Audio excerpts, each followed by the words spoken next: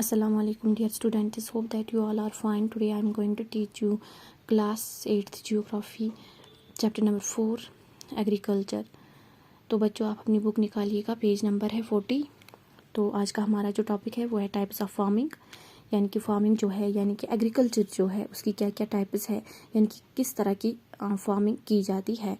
Farming is practised in various ways across the world. Farming जो है इसको बहुत सारे तरीक़ों से वर्ल्ड में अंजाम दिया जाता है, यानी कि फार्मिंग की जो एक्टिविटी है, यानी कि फार्मिंग जो है यानी कि ज़मींदारी का काम, एग्रीकल्चर का काम जो वर्ल्ड में किया जाता है, पूरे वर्ल्ड में इसको किया जाता है, दुनिया भर में इसको किया जाता है। इस काम को, इस फार्मिंग की एक्टिविटी को पूरे वर्ल्ड में किया जाता है, लेकिन अलग अलग तरीक़ों से इसको किया जाता है। वर्ल्ड में अलग अलग जगहों पे अलग अलग तरीके से फार्मिंग की जो है एक्टिविटी की जाती है।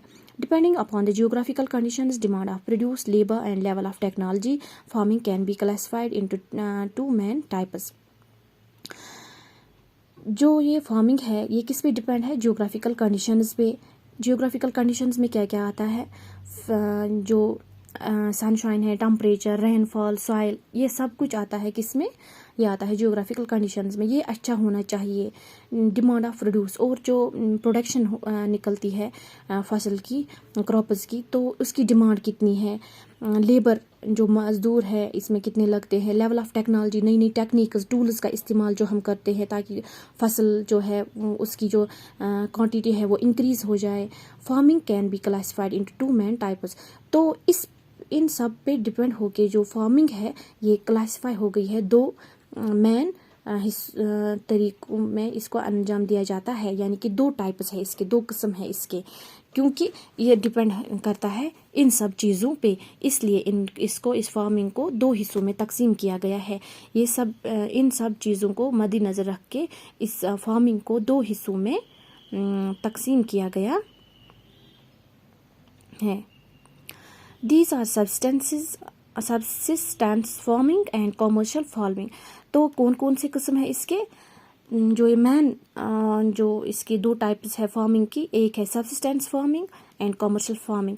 इनको दो हिस्सों में क्यों तकसीम किया गया है? क्योंकि ये डिपेंड है, फार्मिंग किस पे डिपेंड है? जियोग्राफिकल कंडीशंस, तापमान कैसा होना, टेम्परेचर, रेनफॉल, सॉइल, प्रोड्यूस कैसा है, लेबर कैसा है, तो इस पे डिपेंड होके इस फार्मिंग को दो हिस्सों में इसी वजह से तकसीम किया गया है, सब्सिस्टेंस फार्मिंग और commercial farming. Subsistence farming means जिसमें एक फार्मर जो होता है सिर्फ अपने लिए प्रोडक्शन करता है, यानी कि अपने लिए जो है ज़मीन से फसल उगाता है।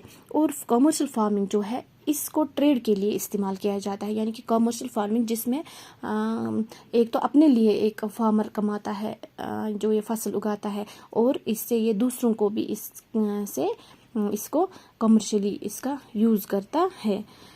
तो पहले हम देखेंगे subsistence farming. This type of farming is practised to meet the needs of the farmers family.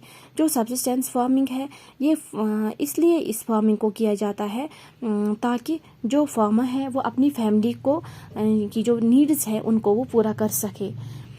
Traditionally low levels of technology and household labour are used to produce on small output. तो पुराने ज़माने में यानी कि traditionally होके आया है ये कि लो लेवल्स ऑफ टेक्नोलॉजी, यानी कि इसमें ज़्यादातर नई टेक्नोलॉजीज़ का इस्तेमाल नहीं होता है, कम टूल्स का इस्तेमाल होता है, जो घर में ही हमें अवेलेबल होते हैं छोटे छोटे टूल्स उनका इस्तेमाल होता है। और हाउस होल्ड लेबर, और घर में ही हम खुद इस फार्मिंग को करते हैं, यानी कि घर में ही जो मेंबर्स होते हैं वही इसका काम अंजाम देते हैं लेबर्स का, और ताकि आउटपुट जो है स्मॉल आउटपुट को प्रोड्यूस करने के लिए इसमें कम लेबर भी लगते हैं, और टेक्नोलॉजी जो है लो लेवल ऑफ टेक्नोलॉजी का भी इस्तेमाल होता है। Subsistence farming can be further classified as intensive subsistence and primitive subsistence farming. जो ये सब्सिस्टेंस फार्मिंग है इसके फिर अलग से दो हिस्सों में तकसीम किया गया है। एक का नाम रखा गया है इंटेंसिव सब्सटेंस एंड दूसरे का नाम रखा गया है प्रिमिटिव सब्सिस्टेंस। तो हम देखेंगे इंटेंसिव सब्सटेंस एग्रीकल्चर किसको कहते हैं। In intensive substance agriculture the farmer cultivates a small plot of land using simple tools and more labour. तो इसमें क्या होता है, जो फार्मर होता है वो स्मॉल प्लॉट ऑफ लैंड यानी कि छोटी से एक ज़मीन के टुकड़े को लेता है और सिंपल टूल से इसको टिल करता है, लेकिन लेबर जो मजदूर है इसमें थोड़ा ज़्यादा मजदूर लगते हैं। Climate with large number of days with sunshine and fertile soil permit growing of more than one crop annually on the same plot. तो अगर क्लाइमेट जो है वो अच्छा होगा, बहुत दिनों के लिए वहाँ पे सनशाइन रहेगी, फर्टाइल सॉइल होगी, और जो ये लैंड उसने प्लाट लिया है लैंड का, अगर वो फर्टाइल सॉइल का प्लाट है तो वो उस पर more than one crop annually on the same plot grow कर सकता है। यानी कि वो एक ही ज़मीन के टुकड़े पे अगर सनशाइन अच्छी होगी, बहुत दिनों तक धूप रहेगी और जो सॉइल है वो भी फर्टाइल होगी, तो एक ही ज़मीन के टुकड़े पे वो एक ही साल में वो एक से ज़्यादा फसल उगा सकता है। यानी कि साल में 2-3 बार वो फसल को उगा सकता है इस सेम प्लाट पे। यानी कि एक को हार्वेस्ट करता है तो दूसरे को फिर दूसरे फसल को उगाता है। Rice is the main crop. तो राइस इस इंटेंसिव सब्सटेंस एग्रीकल्चर में मेन क्रॉप आता है। यानी कि ज़्यादातर इंटेंसिव सब्सटेंस एग्रीकल्चर में यही राइस को ही उगाया जाता है, इसी फसल की हार्वेस्टिंग होती है। और जो दूसरे इसमें आते हैं वो है अदर क्रॉप्स, जो इसमें आते हैं वो है वीट, मेज़, पल्सेस और ऑयल सीड्स। यानी कि ऑयल सीड्स, वीट, मेज़, पल्सेस, तो इनको भी उगाया जाता है इस इंटेंसिव सब्सटेंस एग्रीकल्चर में, ये भी आते हैं। Intensive substance agriculture is prevalent in thickly populated areas of the monsoon regions of south east and east Asia. तो इंटेंसिव सब्सटेंस एग्रीकल्चर कहाँ कहाँ पे होती है, ये वाला फार्मिंग कहाँ पे ज़्यादा होती है, जहाँ पे थिकली पॉपुलेटेड एरियाज होते हैं, यानी कि जहाँ पे लोगों की आबादी ज़्यादा होती है, तो वहाँ पर ज़्यादातर इंटेंसिव सब्सिस्टेंस एग्रीकल्चर ज़्यादा होता है। और जहाँ पे मानसून भी अच्छी हो, मानसून रीजन्स में, यानी कि जहाँ पे रेनफॉल अच्छी होती है एनुअली, जहाँ पर सीजनल रेनफॉल जो होती है बहुत ही अच्छे से होती है, तो वहाँ पे ये इंटेंसिव सब्सटेंस एग्रीकल्चर का काम किया जाता है। यानी कि जहाँ पे लोग भी ज़्यादा हो, जहाँ पे मानसून रीजन्स हो, यानी कि बारिश भी अच्छी तरीके से हो।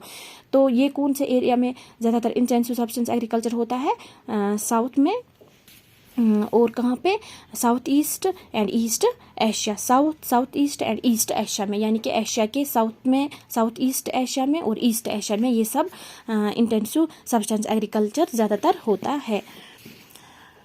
Primitive substance agriculture. अब हमें जो ये सब्सटेंस फार्मिंग है इसकी जो दूसरी काइंड है वो क्या है, primitive substance agriculture include shifting cultivation and nomadic herding. तो इसमें कौन कौन से आते हैं, एक शिफ्टिंग कल्टिवेशन और नोमैडिक हर्डिंग। शिफ्टिंग कल्टिवेशन हम किसको कहते हैं कि एक बार एक ज़मीन के टुकड़े पे हमने फसल उगाया, फिर वहाँ से चले गए तो दूसरी जगह पे शिफ्ट किया और वहाँ पे फसल उगाया, तो उसको हम शिफ्टिंग कल्टिवेशन कहते हैं इन सिंपल वर्ड्स।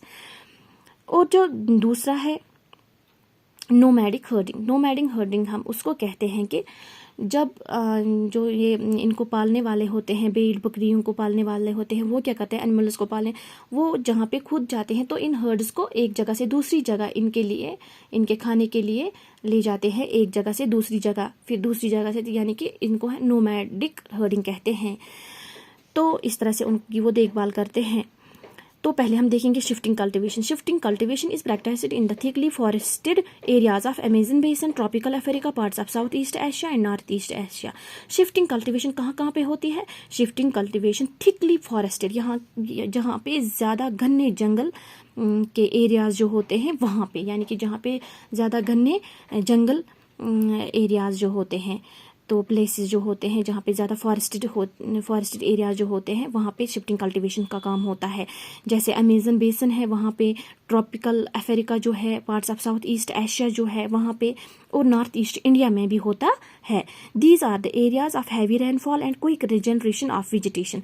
तो वहाँ पे क्यों ऐसे ये शिफ्टिंग कल्टीवेशन होती है, क्योंकि वहाँ पे जो है रेनफॉल होती है इन जगहों पे वो बहुत ही अच्छे से होती है, हैवी रेनफॉल होती है, बारिश बहुत अच्छे से होती है, and quick regeneration of vegetation, और जो वेजिटेशन जो है वो जल्दी जल्दी से ग्रो होता है, वहाँ पे रिजनरेट होता है। A plot of land is cleared by felling the trees and burning them।